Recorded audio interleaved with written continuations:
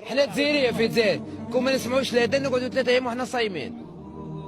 كون ما نسمعوش الاذان نقعدوا صايمين، لازم نسمعوا الاذان بودنينا. وين فطرت عنده هذا، خرجت قال لي الاذان في الدين سمعته لا انت جزيري.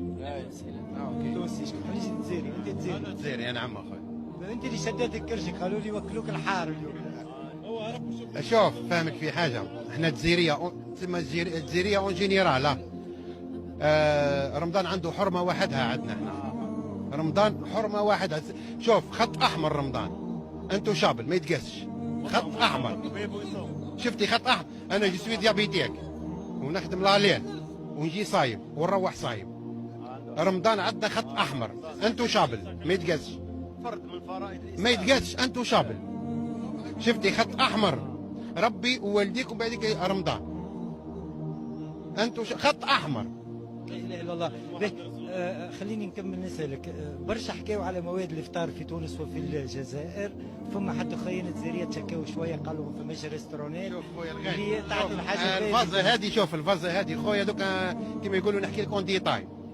فرق كبير بين موائد الافطار في الجزائر وفي تونس. في الجزائر يبراكيوك به تفطر عندهم. فهمت خويا؟ ما تشوفهاش. وين انت؟ من عنابه انا. شوف الجزائر كامله، شفتي لي ريستورون تاع الجزائر كامله يجي رمضان تقول لي مطاعم عبر السبيل وكل وروح.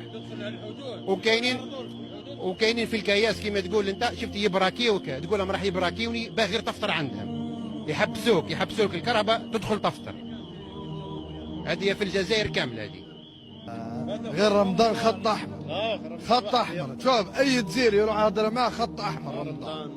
رمضان ما نلعبوش مع ربي سبحانه. انت منين من الجزائر؟ من عنابه.